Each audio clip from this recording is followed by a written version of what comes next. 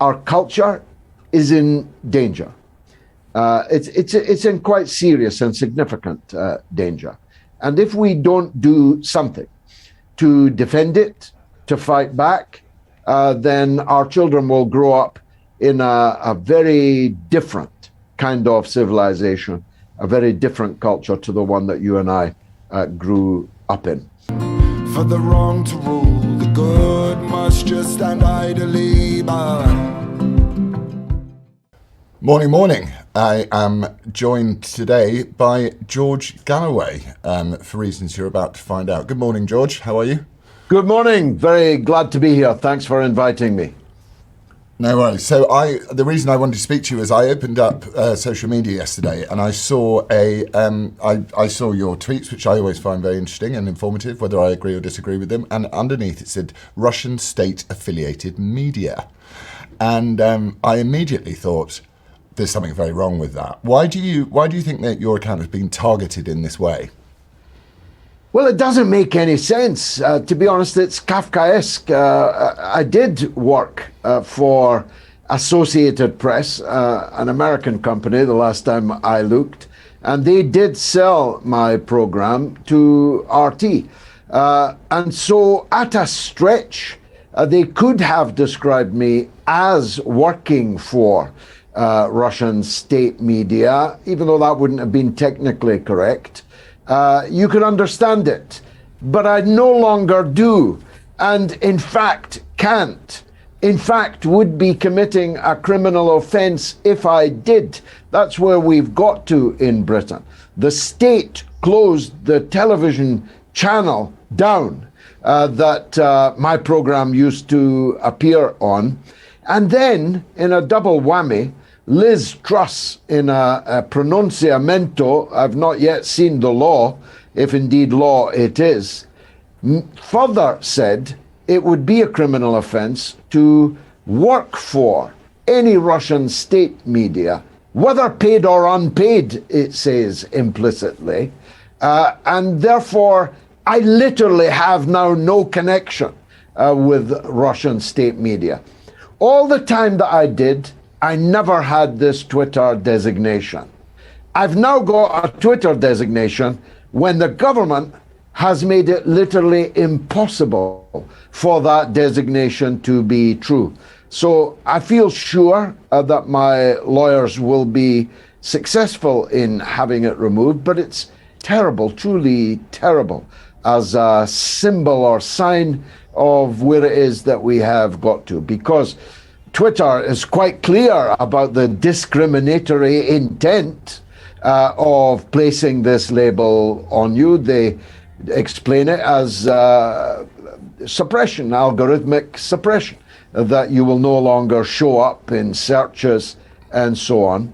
But the great British public, Lawrence, in the less than 24 hours, well less than 24 hours since this happened, my Twitter following has risen by more than 10,000 in less than a day. So they might be suppressing me from the search engines, but the public are finding their way to me nonetheless. And why do you think that, bearing in mind that if it's Russian state-affiliated media and half the front bench of the Tory party and the front bench of the Labour Party have also been on Russian state-affiliated media and subsequently denounced it and been paid, David Davis being one of them, why does he not have this, what I see as it's a sort of pejorative label that they put under you? They're saying, when it says Russian state-affiliated media, it says, do not trust George Galloway, this man is a shill in some way. Why doesn't David Davis and other MPs who have taken money have this written under their name, do you think? Why have they targeted you specifically? Well, I am smiling, but it's quite sinister, really. If you could see, and because I like you, I wouldn't expose you to it, the filth that has come my way privately and even some publicly over the last 20 hours or so, it would shake you rigid. I mean, death threats doesn't cover the blood-curdling vileness that has issued across the ether to me and my wife and so on. These things have consequences, you know. To label someone a witch runs the risk of someone actually burning us at the stake. The point that you make is, of course, valid. If I tell you that I have had on my sofa, on my television show, on Russian state media, no less than Jacob Rees-Mogg, Lord Peter Lilly, Lord Zaplenty, Lord Zaleeping, Tory members of parliament lining up to be on the show, as well as minor royalty and so on. So you're right. Why me? Well, call me vain if you like. I have now 410,000 followers on Twitter. I have literally millions of followers across social media as a whole, and I'm quite good at what I do. And what I'm doing is opposing the war drive of NATO, and people want to hear that point of view. They don't necessarily agree with it. I'm sure that many of them don't agree with it. But sensible people want to hear all sides of an argument before making up their mind. People are not sheep, although our government likes to imagine that they are and very much hopes that they are. So I think that's the reason for this move now, because it has no logic. You don't give me this designation when I do make programs for Russian state media. You do give it to me when I no longer do, indeed no longer can, even if I wanted to. Do you think it's dangerous more broadly as you're talking about, the most important thing is to have the broadest possible debate? Do you think it's dangerous that we have completely censored Russian state media anyway? Surely if Russia are the enemy, as we're being told, and it feels actually more sinister than that it's all Russians, not just Vladimir Putin, who are the enemy as we stoke this war. Do you think it was the right decision of the government to cancel Russian state media from British viewing for British viewers? No, not when we're not at war. And of course, we're not at war. The government doesn't have the guts to go to war with Russia. And short of being at war with Russia, there's no justification for doing it, apart from anything else. As my experience in the last 20 hours makes clear, people go looking for the other point of view. Perhaps more of them go looking than was the case before you banned it. The book they try to ban always goes to the top of the bestseller list. You're if I may say so, quite a good example. I had never sought you out for political advice until everyone started to call for the banning of Lawrence Fox, the cancellation of Lawrence Fox. Now I look for Lawrence Fox and enjoy and sometimes agree with the views of Lawrence Fox. So I think it's both stupid and malignant as a tactic, this cancel culture. And I certainly think it's the antithesis of democracy, the democracy we say that we stand for, because literally without free speech you cannot have democracy, because without free speech you cannot know what the options are. You cannot know whether to choose option A, B, C or D, because you have not been allowed to hear options B, C and D. And so we're murdering our own democracy that we supposedly, avowedly cherish so much. But I've got to tell you something, Lawrence. So this is a melancholy thing to say and indeed to hear. I very much doubt the commitment to democracy of many millions of our people, many millions of them. I never used to credit the sort of Cassandra cry of fascism is rising in Britain and across the Western world, but I no longer do, because it's clear enough to me that millions would murder democracy at the stake, would murder the designated enemy at the stake. And I never thought that I would hear myself saying that. And here's the rub. most of them regard themselves at least as liberals, as progressives, even as left. Fascism has risen in Britain, not in the bowler hat and pinstripe suit, not in the brown shirt, but in sneakers and chinos and baseball caps with blue ticks. How about that? Yeah. That's exact. I couldn't agree with you more. Liberalism is the new fascism. Do you think it's a sign of how this McCarthyism is a sign of how fragile democracy has become with the suppression of free speech? That the more we suppress anybody's alternate view against a singular narrative, that Ukraine are heroes and Russia is dreadful, that there's, without any nuance in the debate, it's a sign of how fragile the argument is, and it will create more scepticism and wrong think amongst those of us who are curious for the truth.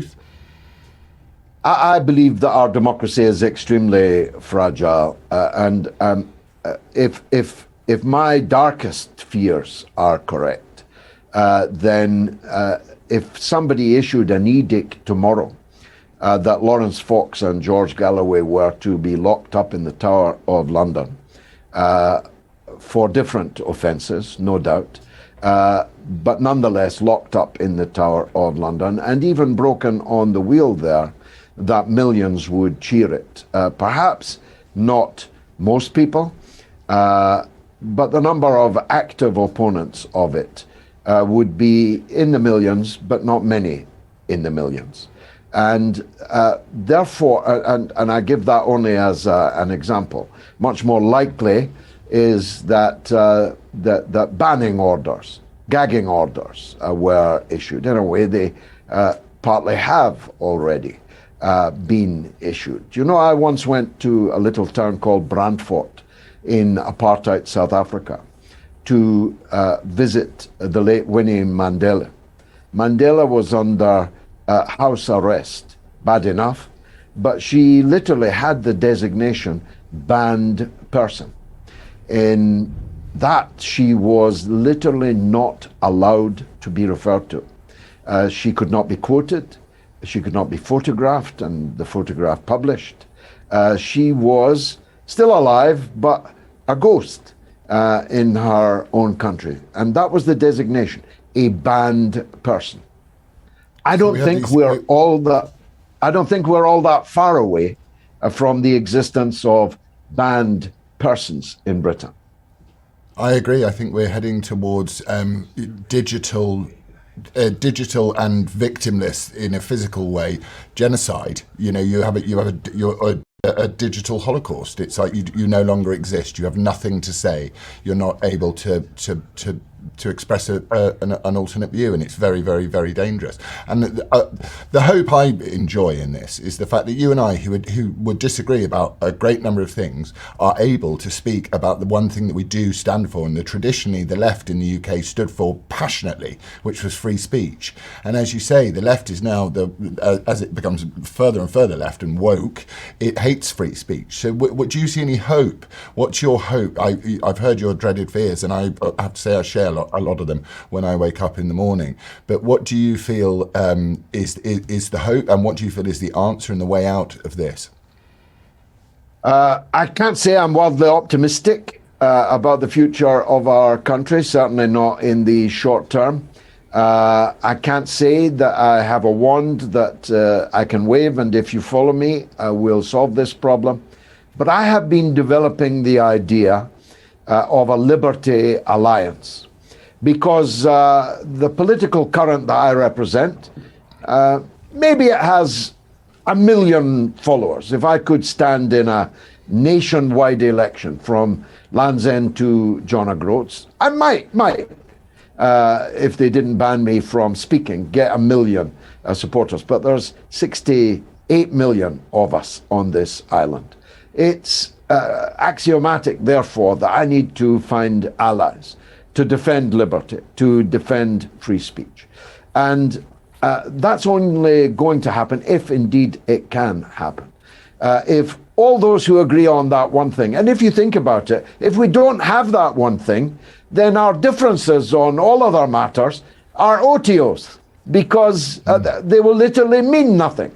If we cannot speak freely, if we cannot hear the points of view that are out there because they have been suppressed, then where we stand on, tuppence on the income tax or off it, or any matter of domestic or even international politics are meaningless because we'll never know and we'll never be able to speak our mind. So I say, let's have a one-line manifesto in this Liberty Alliance, fighting for the freedom of the people to speak and to hear on all levels, on digital, in writing, at public meetings, and so on. You and I spoke at a public meeting in Batley. We had to do it outside, because they would simply not have allowed us to have it inside. As it happened, it was a rather handsome turnout, and we couldn't have all fitted in a hall. But they didn't know that at the moment that they banned us. So when you have the power able to silence you, to no platform you, then whatever political differences we have no longer matter. The people would only know of those differences if we were free to speak them. And as long as we are in danger of not being free to speak them, we need to come together. Well, words begin to stop meaning something if you can't express them freely. So you can change the meaning of the words will change, and then the meaning of the law will change. And I have a feeling that we have a problem of rational reasoning and logic. It's generational. It feels to me. I was raised to believe that if you constructed an argument and you pursued that argument to the end, it seems to me that the generation that have come after my generation, which is the last really of the digital. The pre-digital generation are absolutely 100% behind the words of violence idea, and as we saw at the Oscars the other day, Will Smith turns up and slaps someone because he felt offended. Now, you would have thought in any ordinary world that man would have been taken by the Los Angeles Police Department, charged with assault and battery and jailed, and then taken to trial. But he was given a standing ovation 40 minutes later. What do you think that our cultural institutions, such as Hollywood, filmmaking and the arts, have any role to play in this decimation of reason and logic and truth? Well, I would never have been at the Oscars, but you might well have been. You're a very fine actor. You might well have been at the Oscars. And if you had gone to the front of the audience and punched Chris Rock in the face, you certainly would have been in prison. You certainly would not have received a standing ovation and an Oscar within an hour of having done so. The fact that the prevailing orthodoxy, which is in Hollywood certainly a liberal prevailing orthodoxy, does not stop at censoring speech, but is ready to cheer actual violence, is one of the reasons for the pessimism that I expressed earlier. I don't know if you've heard, but a Scottish university yesterday, in the name of decolonizing its curriculum, has banned Charlotte Bronte and has picked an American author of no great distinction to take her place on the university curriculum. That's only a step away from the burning of books. Nowadays, you don't have to burn the books. You just digitally excise someone, and you don't even leave the ashes to be photographed and reflected on by future generations. Book burning is much easier than it used to be. So I think our civilization, our culture is in danger. It's in quite serious and significant danger. And if we don't do something to defend it, to fight back, then our children will grow up in a very different kind of civilization, a very different culture to the one that you and I grew up in, which was adversarial, which was comparatively free, and which prided itself on being comparatively free, indeed endlessly compared itself to other cultures and societies, even on our own continent, and rather smugly regarded our own as preferable, as superior. My late father went to his grave believing that Britain was a pretty special country, you know, that things that happened elsewhere did not happen here, and that freedoms that we had here did not exist in other places. He's in his grave now and can't see this happening, but I'm acutely aware of what we had and what we've lost. Yes, me too. I really am. Do you think that that the success of capitalism and so-called liberal democracy has actually spawned its own spoilt children who wish to destroy it and tear it down, and this decolonization, as you talk about, of the curriculum? And do you think the children are being directly targeted in education as well, being dumbed down and being turned into indoctrinated little comrades, essentially, who do what they're told? I don't think that capitalism is a success story. I think it is for some. Some of us have prospered from it, but the majority have not prospered, are one, maybe two paychecks away from penury, and could not meet an emergency bill that could come at any time. And indeed is in the pipeline in our coming out of our gas supply on our cookers and in our radiators. So I think it's the vulnerability of, it's the fragility of the economic circumstances that we now have, which has produced a shrillness, a kind of angst, anxiety, and with anger bubbling under the surface that we can now see. Now that anger is presently turned on people like me, but it might turn against the people in charge at one stage. Certainly in France, if you look at what happened with P&O, if you'll forgive me this digression, if P&O had done to a French workforce what they did to the English workforce, then half of P&O's vessels would be on fire in the English Channel, and the other half would currently be occupied by the workers who had taken them over. But that did not happen in Britain. But that's not to say that that will forever be true. The people have an incipient anger now, and when the bills come to be paid, and they will be paid, and they'll be paid by us, because I believe that our rulers have struggled mightily to lift a huge stone, only to drop it on their own feet. We may have some very difficult times in front of us in Britain. But on our children, by the grace of God, I have 6 children, and my eldest has 5 children. So that's a lot of us. And I spend a lot of time worrying, thinking about the country that they will inherit. My children go to Roman Catholic schools, of course, and we are relatively protected, though not entirely, from the madness that is abroad in the school system, in the education system as a whole. It is a great fear of mine and of my wife's that our children will be force-fed material that we consider entirely inappropriate or outright wrong, immoral, against the ethos and indeed religion in which we believe. So what does one do in those circumstances?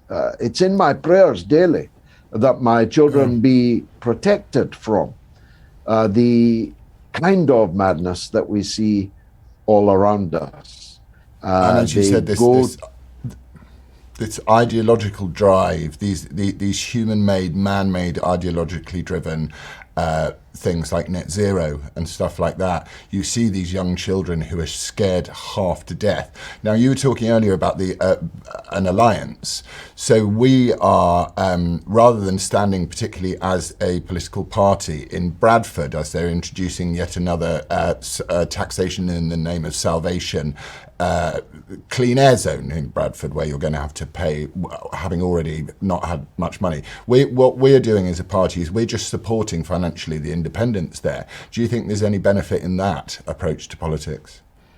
Yes, I think so. I think we have to rethink our approach and the template that we've always followed, that we set up a party, we all believe in it, and we will stand and fall, not or fall, but stand and fall singly. If we don't, to paraphrase, hang together at this point in time, we will all hang separately. And so we have to be open-minded about standing down, about supporting other candidates who are not ours, but are close enough to ours. And indeed, sometimes it is the case that an independent, a known, well-known local champion stands a better chance of beating the two-headed monster of Labour and Conservatives, between whom you could not slip sixpence. Both of them are Liberal parties, both of them are Blairite parties, actually. David Cameron Blairised the Conservatives, and Keir Starmer is, of course, almost your archetypal Blairite. And so a Blairite hegemony exists. An ironclad consensus exists in Parliament, and we have to break it, and we have to box clever in order to break it. So yes, I think instead of thee and me and five other anti-orthodoxy candidates of various stripes charging like the Light Brigade into the guns, however brave it is, it's foolhardy. And so I do think that we should seriously explore this idea of a Liberty alliance. Some people that we might have thought would be with us are presently not. I mean, if you look at Richard Tice, for example, you could not slip sixpence between Labour, Conservative and him. He seems to have entirely lost his bearings, the Reform Party I refer to, although they still have in the opinion polls 3% or so. I think that's a folk memory from the period that existed before. So there might not be enough of us, there might not be as many of us as we would like, but we'll definitely be stronger together than we are separately. I think that's absolutely the right message. Without our right to speak freely and have our individual liberty, we're all lost in it, and it doesn't matter what we agree on in other political contexts. George, you're, as always, you're extremely erudite. I'm very grateful to speak to you, and I think that we can set an example by people who don't agree on something, who don't agree on everything, but we agree on the most important thing, which is freedom of speech. And I'm really, really grateful for you taking your time to speak to me this morning. Been a pleasure, always. Thanks very much.